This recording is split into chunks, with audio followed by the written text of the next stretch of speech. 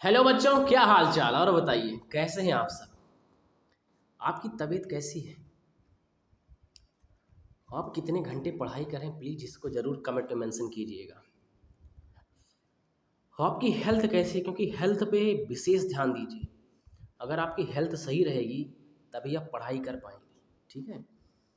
और इसको ज़रूर बताइएगा कि आप कितने घंटे बैठ के पढ़ रहे हैं। What is your seating hours, how many hours, कितने घंटे आप दे रहे हैं अपने आप को, क्योंकि यही चरण डिसाइड करेगा कि आपको जाना कहाँ है और आपका लेबल क्या होने वाला है भविष्य में। बात समझ में आई? So myself Rohit Kesari, welcome to my channel. स्वागत करते हैं हम आप सबका अपने इस चैनल पर। और इस इकोनॉमी की सीरीज में आज का टॉपिक है प्रोड्यूसर प्राइस इंडेक्स।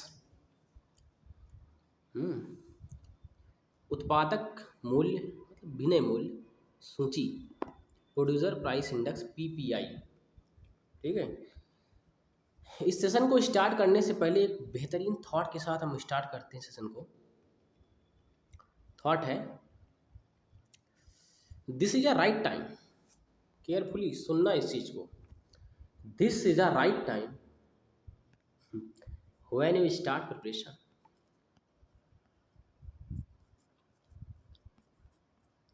यही सही वक्त है तैयारी करने का।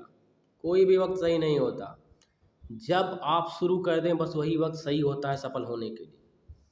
जिस दिन आप अवेयर हो गए, हाँ मुझसे ये गलती हो रही थी, अब मुझे ये करना चाहिए, बस this is your right time to do anything. और इस दुनिया में असंभव कुछ भी नहीं है। सो इस थॉट का मतलब यही है, इस समय जिस समय आप बैठ के पढ़ाई कर रहे हैं, जिस समय आप बैठ के हमको सुन रहे हैं, इकोनॉमी की सीरीज को सुन रहे हैं, बस यही सही वक्त है पढ़ने का। अभी से स्टार्ट कर दीजिए, ये संसार आपके बस में हो जाएगा। सब कुछ यहीं से चालू हो जाएगा आपके जीवन में आना। बात समझ में आई? और बाकी संघर्ष का नाम ही मजा है। इसी के साथ अपने सेशन को स्टार्ट करते हैं हम। PPI, producer price index. अब आप सोचिएगा इस इंडेक्स का आविष्कार हुआ क्यों।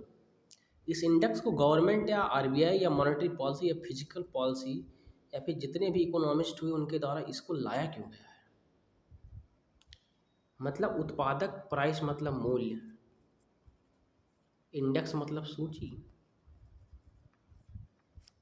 ठीक है। उत्पादक, उत्पादन, मूल्य, सूची, इसको लाया क्यों गया, इसके पीछे का रीज़न क्या है। बात सिंपल है। जो उत्पादन हो रहा है, जो उत्पाद हो रहा है, जो प्रोडक्शन लेवल हो रहा है, जो प्रोडक्शन कंट्री में हो रहा है, ठीक है, उसका इंपोर्ट एक्सपोर्ट जो बाहर हो रहा है, उस चीज़ की प्राइस को कंट्रोल करने के लिए इस पीपीआई का निर्माण हुआ। क्योंकि पीपीआई क्या करेगा, उस चीज़ के प्राइस को मेज़र करेगा, उसके बाद एक बेहतरीन क्या कहते हैं इंडेक्स तैयार करेगा। सर इसका रेट इतना है, इसका रेट इतना है, या इसका रेट इस पिछले ईयर के कंपेयर में इतना है, इतना बढ़ा है और इतना घटा है। According to this rate decide होकर मार्केट में जाएगा और जिसके बाद लोग उसको परचेज करेंगे। बात समझ में आई?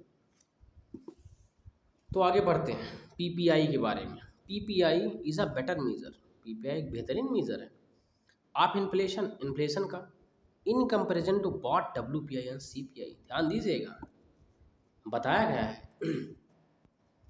कहाँ गया, PPI, CPI and WPI, wholesale price index,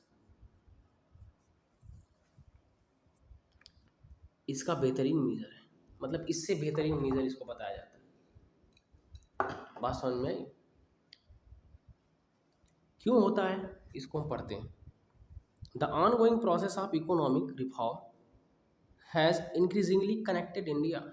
ongoing process of economic reform has increasingly connected India to the world which make it necessary to evolve right comparative indicators।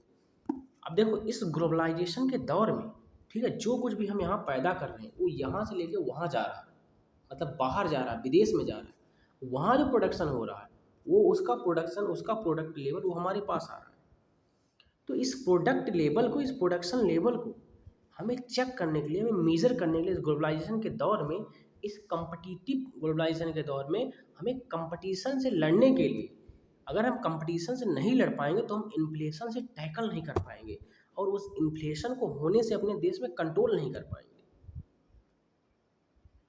मान लो तुम्हारे यहाँ चावल का रेट 35 रुपया किलो है, America में चावल का रेट, अब वो सब्सिडीज दे के बढ़ाए, मतलब अमेरिका में चावल रेट 10 रुपया किलो है, रुपया मान लो 10 रुपया किलो है। अब चाहे गवर्नमेंट ने इसको सब्सिडीज दे के घटाया है, चाहे कई स्कीम अदर लॉन्च किया है, या फिर इंफ्रास्ट्रक्चर लेवल पर सपोर्ट किया है, या फिर मशीनरी लेवल पे सपोर्ट किया है, या फिर लैंड फॉर्मेशन लेवल पे सपोर्ट किया है, या फिर high yielding variety of the seeds produce किया उस पर कहीं सपोर्ट किया है, कोई भी प्रक्रिया करके। लेकिन यहाँ पे मार्केट का जो रेट है अमेरिका में 10 रुपया किलो है, तुम्हारे यहाँ 35 रुपया किलो है। सोचो, वहाँ का 10 रुपया किलो जब यहाँ तुम्हारी मार्केट में आएगा, तुम्हारी मार्केट को डिस्ट्रॉय करेगा कि नहीं करेगा? इसको कनेक्ट करना चीज़ों को। तो इसी चीज़ को रोकने के लिए, इसी चीज़ को मेजर करने के लिए, ठीक है, जिससे हमारी जो मार्केट है वो बची रहे, वो स्टेबल रहे, ठीक है, वो डिस्ट्रॉय ना होने पाए, इसके लिए इस पीपीआई का निर्माण किया गया कि जब हम इसको रूट से लेकर के अब तक देखेंगे, अब तक मेजर करेंगे, ठीक है, रूट से लेके स्टेम, उसके बाद अपर लेवल तक मेजर करेंगे, तभी हम जो है इसको टैकल कर पाएंगे। ये जो प्रॉब्लम है 10 और 35 रुपये वाली, अमेरिका इंडिया वाली, बात समझ में आई? प्रोडक्शन लेवल वाली बात समझ में आई? ये प्रक्रिया है। आगे बढ़ते हैं। ये मतलब ये एक प्रकार का बेहतरीन इंडिकेटर है, ठीक है, indicator in comparative economics, indicator inflation being among the most vital economic indicator.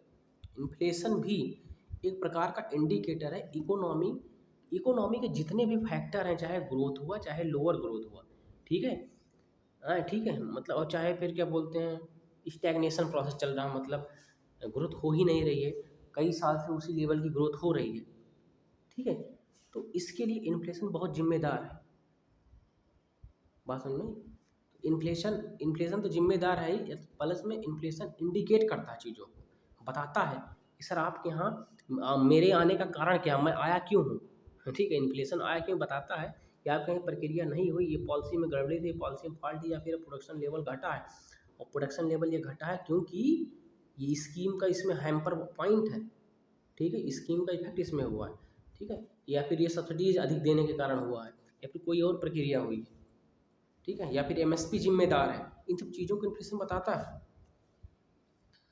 Inflation being among the most vital economic indicator in comparative economics due to which, जिसके कारण से government proposed to switch over from WPI PPI, जिसके कारण से government जो है WPI से PPI पे स्विच की, ठीक है, कंज्यूमर प्राइस इंडेक्स को लेते हैं हम मेजर करने के इन्फ्लेशन को, because consumer price index included the both goods and services, while WPI is include the wholesale price index only the goods but wholesale level पे, लेकिन in case of consumer price index included the goods and service individual level तक जाता है, ठीक है, समझ में आया? आगे बढ़ते हैं।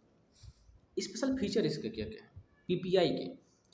पीपीआई मेजर प्राइस चेंज, जब मैंने बताया ना, प्राइस जो चेंज होता है उसको पीपीआई मेजर करता है from the perspective of the producer, producer के पर्सपेक्टिव से, मतलब प्रोड्यूसर से लेके जहाँ प्रोड्यूस हो रहा है वहाँ से लेकर, while CPI from the perspective of consumer. लेकिन सीपीआई, अब देखो यहाँ डिफरेंस बताएगा सीपीआई और पीपीआई में। पीपीआई क्या करता है, प्राइस को मेजर करता है प्रोड्यूसर से लेकर, वाइल सीपीआई क्या करता है, सीपीआई चीज़ों को मेजर करता है कंज्यूमर के ऊपर, मतलब तुमने सामान खरीदा जो मार्केट में आया, तुम्हारे हाथ में कितने रुपए का सामान गया है, ये कंज्यूमर सीपीआई मेजर करेगा, और उस दुकानदार, उस रिटेलर के पास जो सामान आया होलसेल लेवल, वो डब्ल्यूपीआई मेजर करेगा। लेकिन पीपीआई क्या मेजर करेगा, जहाँ से इसका प्रोडक्शन लेवल हो रहा, चाहे फैक्ट्री हुई, चाहे क्या कहते हैं कोई फार्म हाउस हुआ, वहाँ से मेजर इसको करेगा। तो बात समझ में आई? ये है बेहतरीन शॉर्ट इसका, ठीक है, आगे बढ़ते हैं। पर्सपेक्टिव टू, हाँ, consumer, and WPI from the whole perspective of wholesale mandis like mandis. In practice, wholesalers practice में wholesalers change higher price to retailers. wholesaler change high chain है कि चेंज लिखा है, होलसेलर चार्ज, होलसेलर क्या करते हैं, higher price retailer से charge करते हैं, ठीक है। इन टर्न रिटेलर चार्ज करते हैं कंज्यूमर से हायर प्राइस, और प्राइसेज इंक्रीज होता जाता है, translated into higher consumer price. तो इसमें क्या कहते हैं, पीपीआई एक बहुत यूजफुल फैक्टर डिसाइड करता है। कैसे? PPI is useful in having an idea of the consumer prices in the future. ध्यान देना, पीपीआई क्या करता है, पीपीआई जो बेसिक लेवल है ना वहाँ से बताता सर इसमें इतना पैसा लगा था, इसमें 50 रुपया केवल प्रोडक्शन में लगा है, उसके बाद 10 रुपया इसका ट्रांसपोर्ट में लगा है, 10 रुपया लगने पे 60 रुपया हुआ, ये यहाँ पे आपसे कैसे 80 रुपया मतलब 100 रुपया कैसे चार्ज कर सकते हैं। मान लीजिए 10 रुपया ये बढ़ा के चार्ज कर लें आपसे, तो यहाँ पे ये 100 रुपया डायरेक्ट नहीं, यहाँ पे डायरेक्ट 40 रुपया प्रॉफिट कमा रहे हैं। ये चीज़ पीपीआई से हमारी निर्धारित होती है। समझ में आ गया होगा ना, आगे बढ़ते हैं। PPI is useful having an idea of consumer price in future. और फ्यूचर में क्या प्राइस हो सकता है इसका, इसके बारे में बताता है। इसी बेसिस पे ना प्रोडक्शन किस लेवल पे हुआ है। देखो प्रोडक्शन इस लेवल पीपीआई बता रहा है प्रोडक्शन लेवल से, फिर जो बीच में ट्रांसपोर्ट वगैरह प्रक्रिया हो रही, सॉफ्टवेयर प्रक्रिया हो, सर्विसेज जो पहुंचाने में लग रहे हैं, तो सीपीआई का काम हो गया ना। अब यही से कनेक्ट करो चीज़ों को। तो पीपीआई में क्या होता है, only basic prices are used while taxes. PPI only basic prices are use करता है, जबकि taxes, trade margin and transport cost are excluded. अभी वही तो बता रहा हूँ, पीपीआई केवल प्रोडक्शन लेवल पे मेजर करके बताता है कि इतना कॉस्ट इसको प्रोडक्ट प्रोड्यूस करने में लगी हुई है। बाकी जो ट्रांसपोर्ट प्रक्रिया, होलसेल प्रक्रिया, ये सब प्रक्रिया जो लगती है, इन सबको ये मेजर नहीं करता है, इसमें से ये एक्सक्लूडेड रहते हैं। ठीक है, इसको आप लिखने के रूप में प्रयोग कर सकते हो when you writing the UPSC answer writing. This index is consider a better measure of inflation, मतलब बेहतरीन है इन्फ्लेशन मेजर करने के लिए। As price change at primary and intermediate stage and can be track before it gets built into the finish goods. वही मैंने बताया ना, ये जो प्रोडक्शन लेवल जहाँ से हो रहा है, जब आप यहाँ से ट्रैक करना चालू करेंगे तो आपको पता चल जाएगा सर उसका रेट इतना ज़्यादा क्यों है या फिर क्या होने वाला है। बात समझ में आई? प्राइमरी और इंटरमीडिएट लेवल के बाद या फिर उस समय। Due to its better use, इसके बेहतरीन यूज के कारण many economies have switched over to PPI, CPI और डब्ल्यूपीआई को छोड़ के। Oldest such series in maintain by the bureau of the labour statistics, BLS के द्वारा इसको मेंटेन किया गया फॉर द यूएस इकोनॉमी। ठीक है, the index is capable of measuring prices, index capable है प्राइस को मेजर करने के लिए एट द होलसेल लेवल पे और प्रोड्यूसर स्टेट पे। ध्यान देना, ये जो है दोनों लेवल पे है, क्योंकि जहाँ से प्रोडक्शन हो रहा है वहाँ से तुम होलसेल लेवल भी डिसाइड कर सकते हो। बताओ, यहीं से तुम फ्यूचर डिसाइड करो ना, कितना 50 रुपये का रेट पड़ रहा है, तो जो ट्रांसपोर्ट वगैरह लग रहा है तुम यहाँ से डिसाइड कर सकते हो जब इस प्राइस को तुम पा गए। ठीक है, the index is capable of measuring prices at the wholesaler और producer stage and is widely use by private business houses in their price targeting. ये एक्चुअली में जो प्राइवेट बिजनेस बड़े बड़े हाउसेज हैं उनके द्वारा पीपीआई का यूज किया जाता है प्राइस को टारगेट करने के लिए। ठीक है, अभी अगर इस साल इतना है तो नेक्स्ट ईयर क्या होगा, क्योंकि जहाँ से फार्म प्रोडक्शन हो रहा है वहाँ से सामान उसको परचेज कर रहे हैं। इस प्रकार से जो जिस लेवल का प्रोडक्शन उसी हिसाब से टारगेट कर लेते हैं। ठीक, इसमें मानसून फैक्टर बहुत बड़ा जिम्मेदार है कि मानसून किस प्रकार रहेगा और किस क्या कहते हैं सेक्टर में फसल कितनी हो रही है, मतलब किस एरिया में फसल, टमाटर कहाँ पे ज़्यादा प्रोडक्शन हो रहा है, आलू कहाँ पे ज़्यादा प्रोडक्शन हो रहा है। ठीक है, उसके बाद अदर चीज़ मतलब माइनिंग हुआ, ओर्स हुआ, ये सब किस एरिया में ज़्यादा निकल रहे हैं। ठीक है, ये सब फैक्टर जिम्मेदार होते हैं। बात समझ में आई? ये प्रक्रिया इस तरह पढ़ो यार, तो ठीक है, तो ऐसा है। उसके बाद बाई मिड सन 2019 के मध्य में government did set up a working group headed by the Ramesh Chand, किस पे, पीपीआई पे, a member of the NITI Aayog with a white. एक चीज़ ध्यान में रखना, ये रमेश चंद लिखा गया है ना, तो रमेश चंद जो थे मेंबर ऑफ नीति आयोग थे। ठीक, नीति आयोग के मेंबर थे, पूछता है ऑप्शन दे देता है रमेश चंद, उसके बाद डिफरेंट क्या कहते हैं प्रोसेस दे देगा, वो बताना होगा उसमें से रमेश चंद कौन थे। Member of the NITI Aayog with wide term of reference which include the following issues related to the WPI. अच्छा, ये एक्चुअली में होलसेल प्राइस इंडेक्स पर एक प्रकार से कमेटी बैठी थी सन 2019 में रमेश चंद के हेड में अध्यक्षता में। उन्होंने क्या सजेस्ट किया, new base year of W P I का नया बेस ईयर सजेस्ट किया। Last division in its base year 11/12 and was done in the May सन 2017। ठीक है, बात समझ में। Reviewing the commodity basket of the W P I, इसमें क्या था, तो W P I wholesale price index का जो बास्केट था, ठीक है, जिसके अंदर मतलब डिफरेंट प्रकार के आइटम इंक्लूडेड थे, 60 to 70 थे, जो कुछ भी थे, ठीक है, उन पे रिव्यू किया गया कम्युनिटी बास्केट पे, and decide on the computational methodology to be adopted for the monthly WPI and PPI. WPI और पीपीआई में कंप्यूटेशनल मेथडोलॉजी को क्या कहते हैं, मेथडोलॉजी को अडॉप्ट किया गया। ठीक है, 11/12 के significant structural change have taken place in the economy के अंदर 11/12 के सिनेरियो के अंदर, उसके सिंस 11/12 स्ट्रक्चरल चेंज आया, स्ट्रक्चरल इन्फ्लेशन आपने पढ़ा होगा, ठीक है, have taken place in the economy and it has become necessary to examine the coverage of communities. मतलब बताया गया कि यह जरूरी था, ठीक है, 11/12 के समय में स्ट्रक्चरल चेंज या फिर स्ट्रक्चरल सिस्टम को अडॉप्ट करना जरूरी था, क्योंकि एक प्रकार से जो कम्युनिटीज का कवरेज था, ठीक है, इकोनॉमी के अंदर, उसको रिकवर करने के लिए। Betting diagram and related issues, ठीक है, pertaining to the existing WPI. आगे बढ़ते हैं, आगे लिखा है रिव्यू किया गया, reviewing the existing system of price collection in particular for manufacturing sector and suggest change for the improvement. मतलब एग्जिस्टिंग सिस्टम पे रिव्यू किया गया, ठीक है, प्राइस कलेक्ट किया गया, डिफरेंट आइटम के प्राइस को देखा गया, उस पर रिव्यू किया गया, और particular for the manufacturing sector. Actually में इनका मेन फोकस जो था इस कम्युनिटी का, जो तीसरा पॉइंट दिया उसमें क्या बताया गया, मैन्युफैक्चरिंग सेक्टर पर अधिक फोकस था। ठीक है, अब उसके बाद क्या हुआ, data collection method for manufacturing, मतलब डिफरेंट सेक्टर में जो मैन्युफैक्चरिंग प्रक्रियाएं हो रही है वहाँ से डाटा को उठाया गया, उसके प्राइस लेवल को चेक किया गया फ्रॉम ओर से लेके प्योर मेटल तक। ठीक है, sector and has been weak and unable to capture the sector in the real sale. इसमें क्या होता है, data collection method for manufacturing sector has been weak and unable to capture the sector in the real sale. और ये भी प्राप्त किया गया कि विदाउट, देखो सीधी बात है, बिना डाटा के तुम एक किसी भी चीज़ का ग्रोथ जो है बूस्ट नहीं कर सकते हो। ठीक है, तो इसमें डाटा कलेक्शन के ऊपर जोर दिया गया अंडर द रमेश चंद्र के। डिवाइजिंग अ न्यू पीपीआई, ये रमेश सिंह बुक है ना, हाँ, रमेश चंद्र में लगा। Devising a new PPI recommend a road map to switch over WPI to PPI. ठीक है, जो मतलब ये रिसर्च हुई, डाटा कलेक्शन हुआ, मेथड को चेक किया गया इंफ्रास्ट्रक्चर सेक्टर पे, ठीक है, और कम्युनिटी बास्केट को रिव्यू करने के बाद ये मतलब निचोड़ निकल के आया कि हमें डब्ल्यूपीआई से पीपीआई को शिफ्ट होना चाहिए।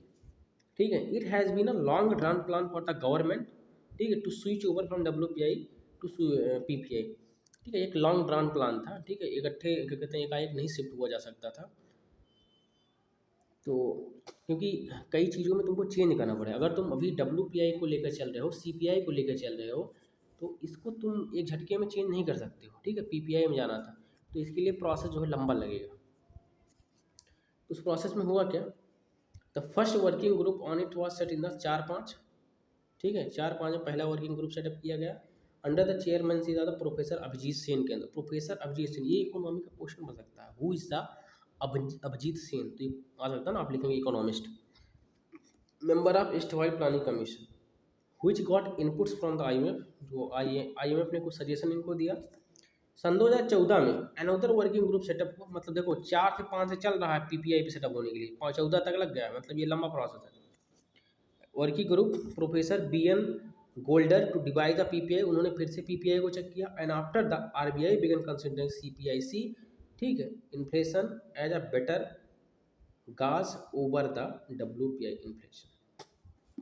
BN गोल्डन में इस पीपीआई को डिवाइस किया, आफ्टर द, इसके बाद RBI इसको कंसिडर करना चालू की, began considering CPIC consumer price index consumer inflation as a better gauge over the WPI inflation. बात समझ में आई?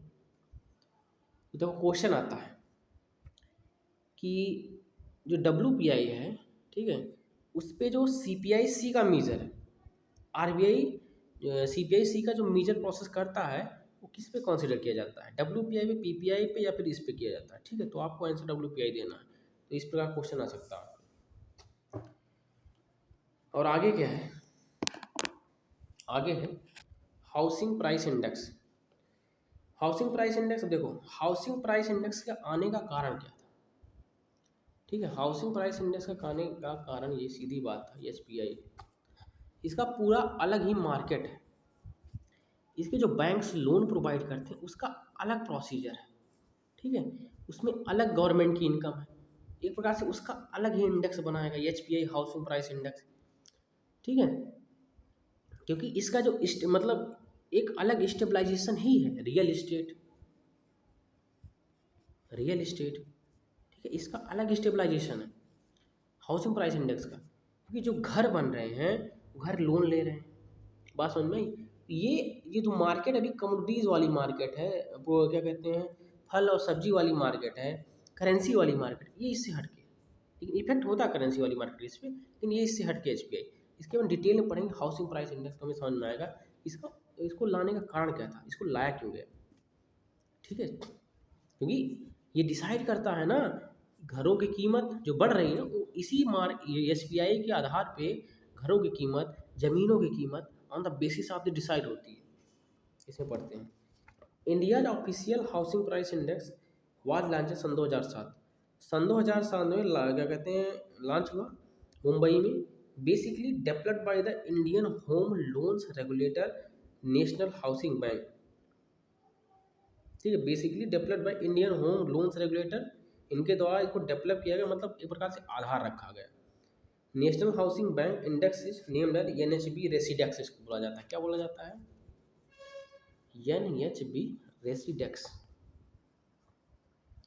रेसिडेक्स बोलने का कारण क्या है, residential, this is the logic behind.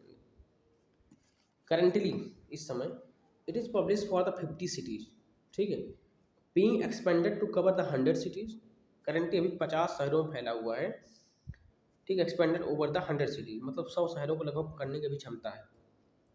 On a quarterly basis 17-18 as the base year, 17-18 को इसका बेस ईयर बनाया गया है।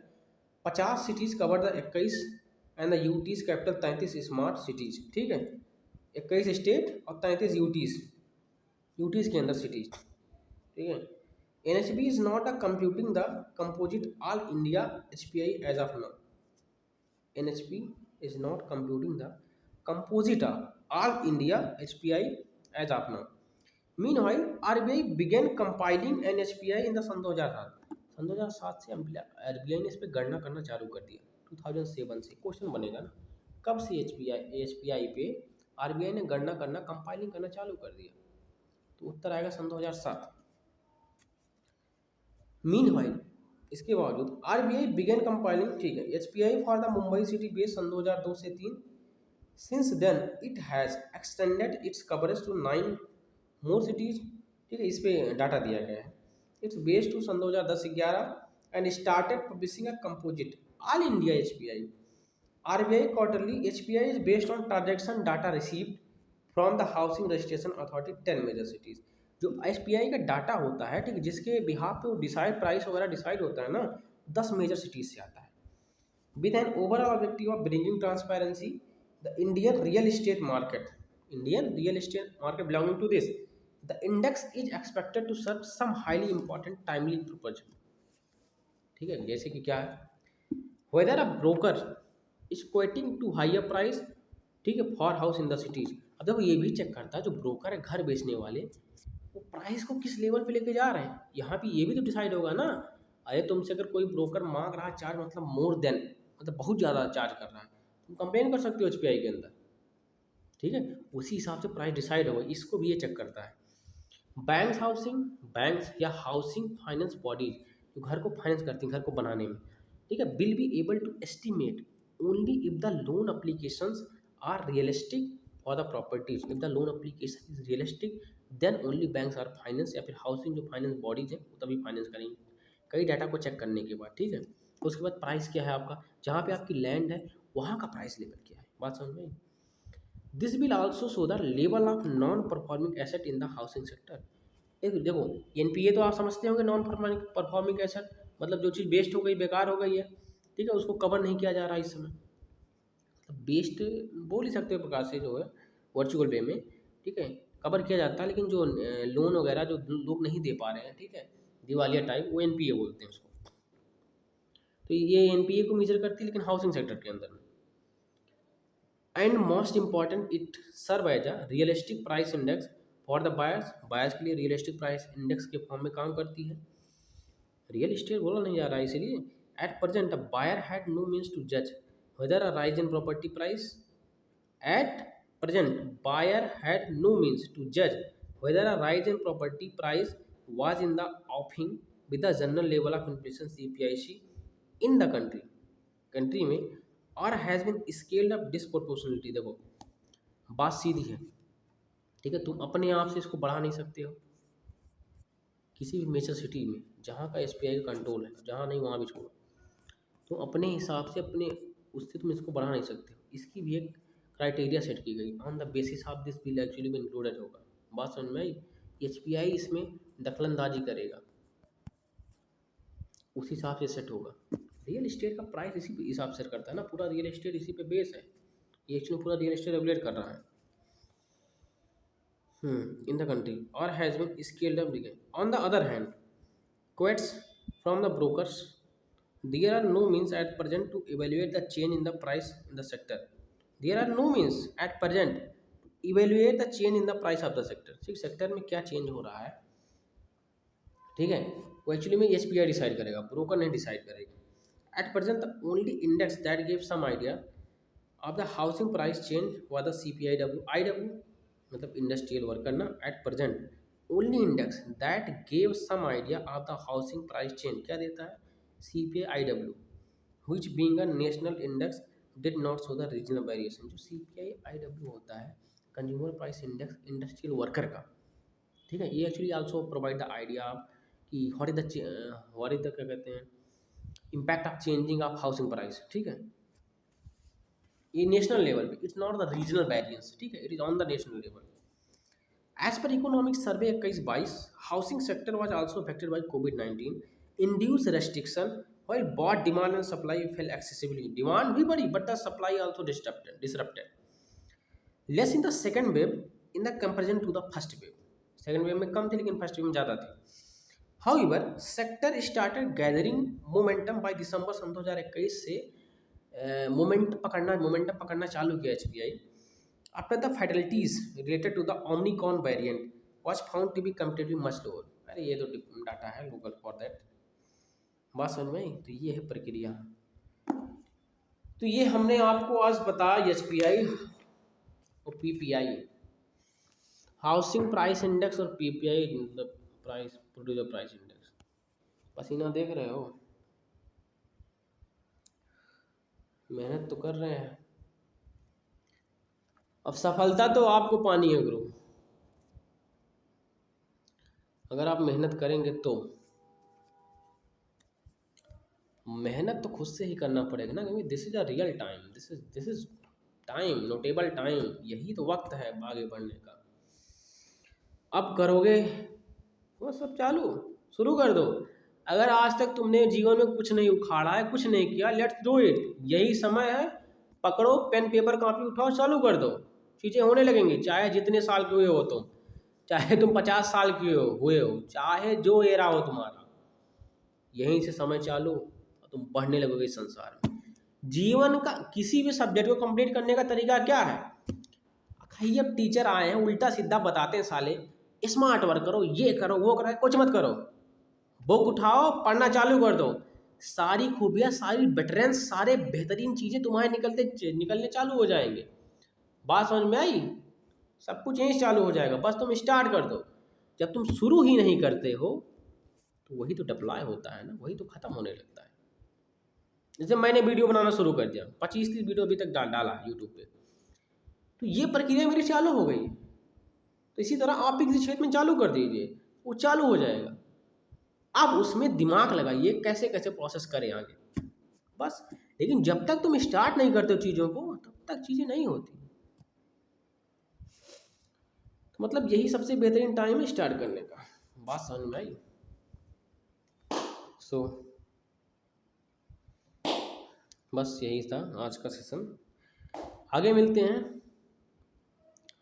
अगर पसंद आया तो आनंद आ जाएगा, और पसंद नहीं आया तो थोड़ा नर्वसनेस होता है, लेकिन कोई बात नहीं, आनंद फिर भी आएगा। पढ़ाई करो तो जीवन संघर्ष नहीं है, संघर्ष पालो। क्योंकि अगर अभी नहीं संघर्ष करोगे तो फिर संसार तुम्हें जीने नहीं देगा गुरु। और अगर संघर्ष में जुट गए, ताकतवर बन गए, तो संसार की मजाल तुम्हें छेड़ दे। संसार की मजाल कि संसार छेड़े दिलेर को। वो तो गीदड़ों को भी घेर लेते हैं। गीदड़ ही गिरते हैं, जो शायरी है ना उल्टा सीधा, गर्दिश में घिर जाते हैं शेर वगैरह, वो सब नहीं है, गीदड़ गिरते हैं।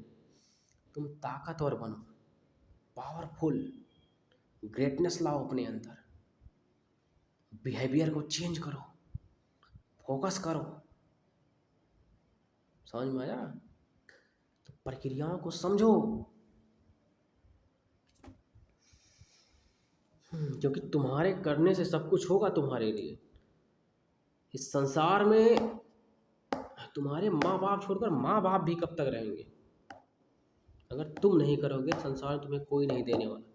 और जिस जगह तुम्हारी इच्छा है, जहाँ तुम्हारा निशाना दिमाग और कह रहा है कि मैं यहाँ कर सकता हूँ, तुम रियली में वहाँ कर सकते हो। बस तुम्हें उस डायरेक्शन में करने की ज़रूरत है। सारे डाउट हटाओ दिमाग से। जो चीज़ पसंद है, हाँ ठीक है ये करना है, बस स्टार्ट कर दो। लेकिन सही चीज़ों पे दिमाग लगाना, गलत चीज़ों पे नहीं। समझ में आया? और मुस्कुराते रहो, क्रोध भी दिखाओ। जीवन में क्रोध दिखाना जरूरी है। लाइट चली गई, कोई बात नहीं, मिलते हैं अगले सेशन में। Thank you for watching my video. जय हिंद, जय भारत।